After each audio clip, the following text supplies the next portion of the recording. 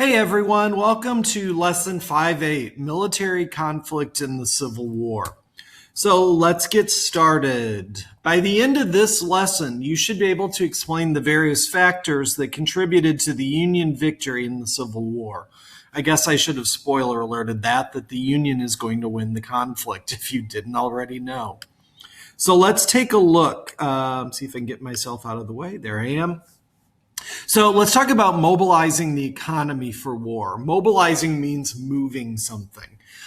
So in the North, there were numerous economic advantages held by the northern states in the Union. One is almost all American manufacturing was located in the North, which meant that the government could contract with factory owners to produce weapons and uniforms, and later they even do canned food for the soldiers. So it created a boom in employment.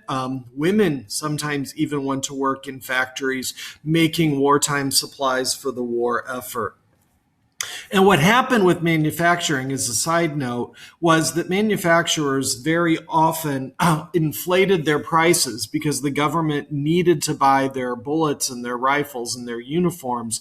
So some of these entrepreneurs, these manufacturers, were making huge bank on fueling the war effort for the United States. Second was commerce and banking was centered in the North. All of the big national banks were in the North. The stock market was in the North. And their ability to keep the northern economy up and running was vital.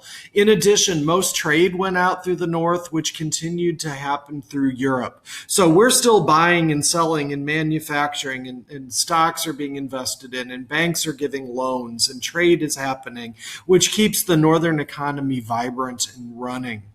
Finally, transportation and communication was mainly centered in the North, and that's because back in the market revolution, when the federal government was willing to pay for infrastructure and internal improvements, the South did not want that. So most of the railroads that were built, most of the telegraph lines that were built in the northern part of the country into the western part. All of that is the Union.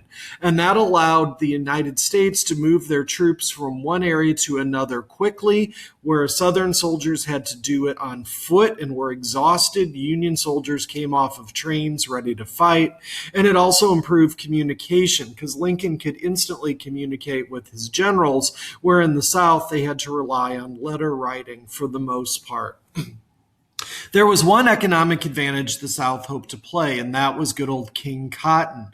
The South exported 60% of the world's cotton to other industrialized nations, especially Britain and France. And so what the Southern government did is they introduced a policy called cotton diplomacy. Diplomacy refers to foreign relations.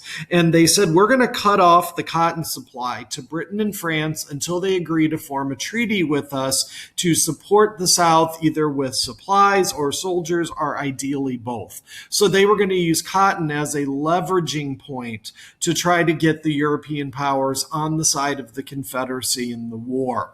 Cotton diplomacy ultimately fails for two reasons. One, the U.S. Navy blockades the coast of the Confederacy, and it's almost impossible to get anything out by shipping without being attacked by the U.S. military. So that greatly cuts down on any exports they would want to get out.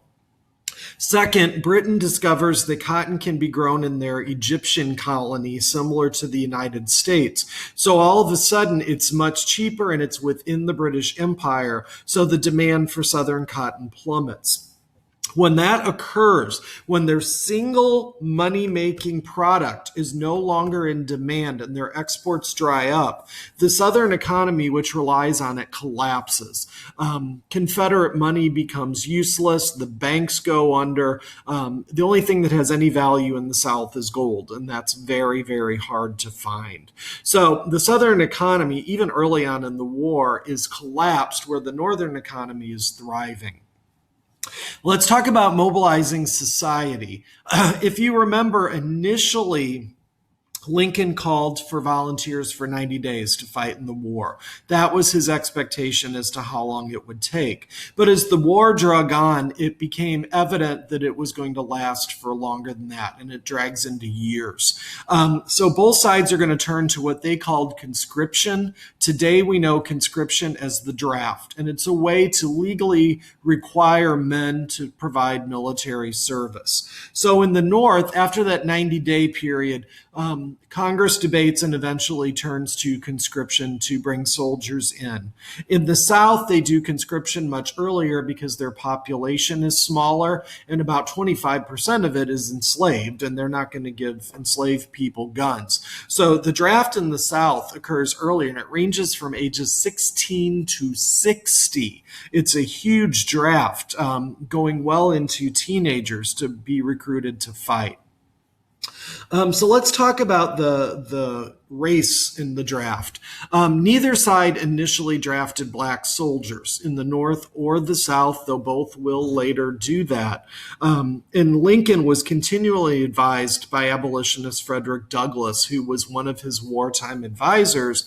He's like, get black people in the military. Nobody is going to fight harder to win this war than somebody who was an enslaved person or is fighting for black people like themselves. But Lincoln resisted and resisted because public opinion was not behind black soldiers in the war.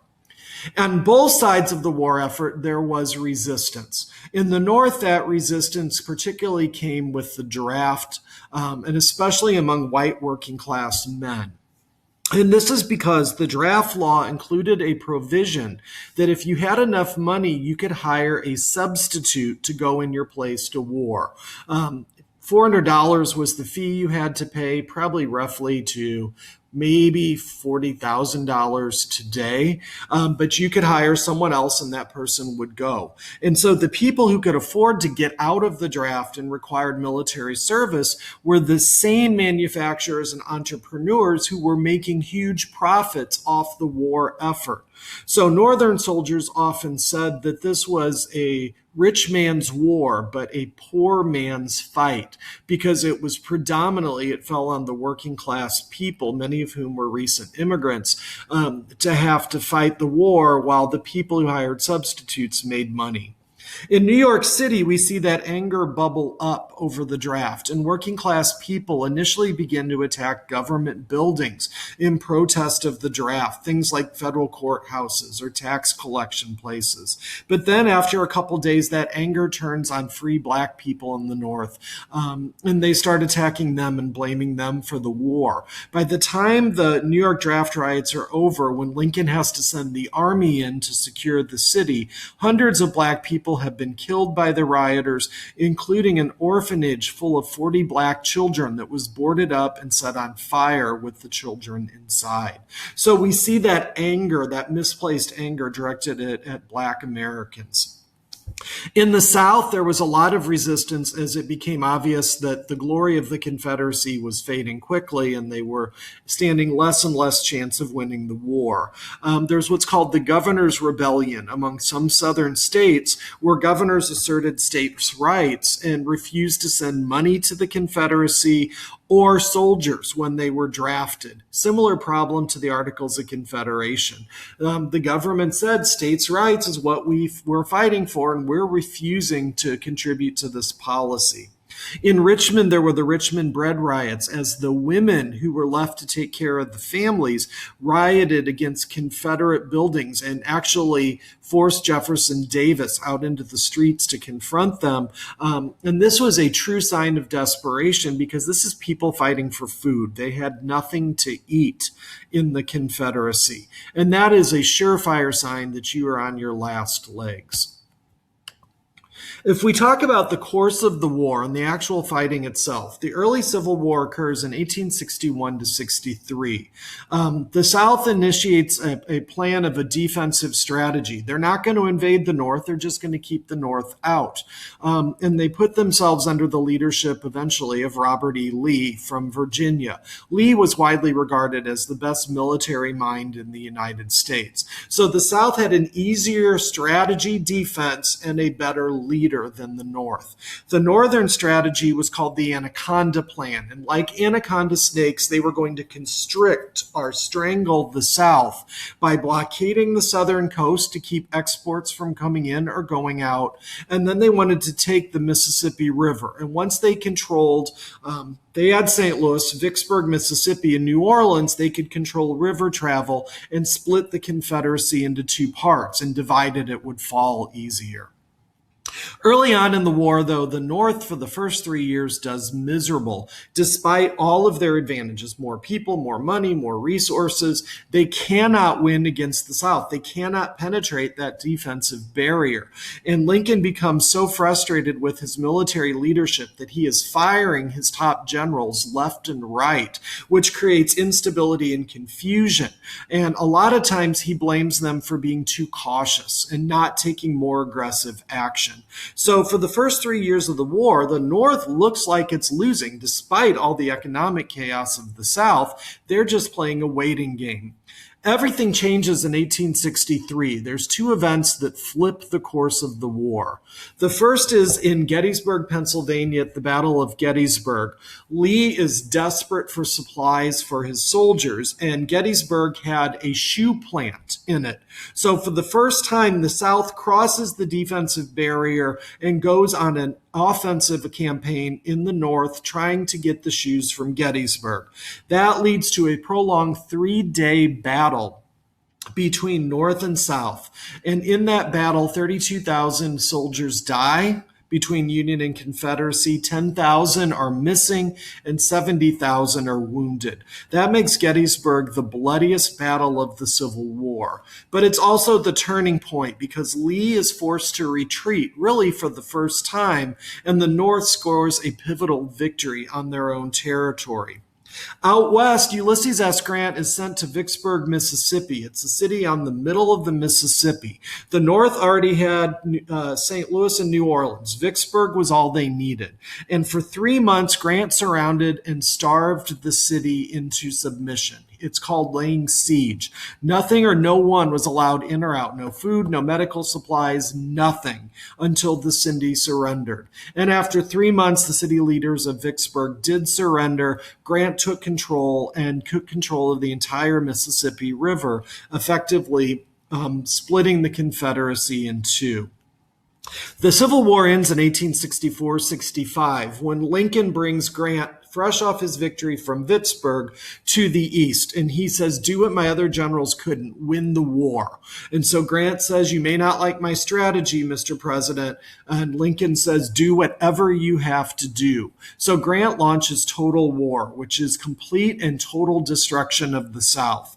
No respecting of property, no respecting of lives. He knows that he has more soldiers than they do. He can afford to have more fatalities and replenish them. So total war is complete and total destruction of the South, and the spike in human lives goes up tremendously under Grant.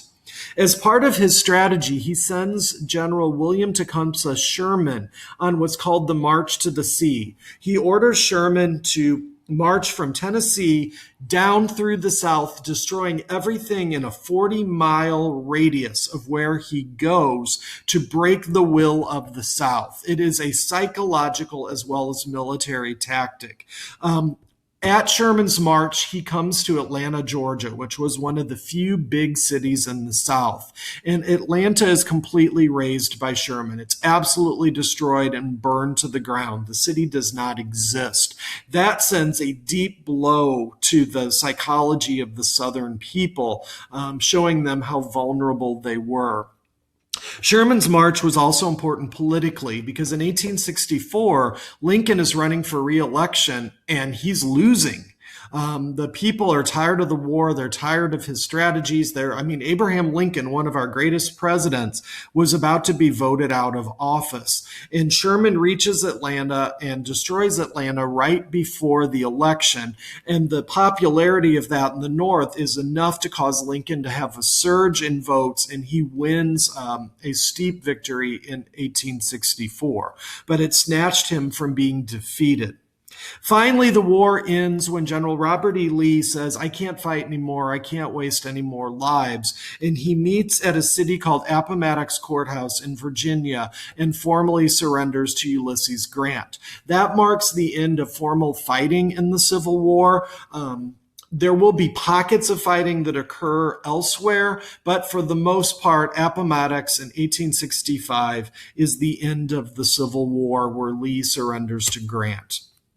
So hopefully by the end of this lesson, you can explain what contributed to that Union victory over the Confederacy in the Civil War. And there's a number of factors to choose from there. If you have questions, email or ask your teacher. And as always, have a great day.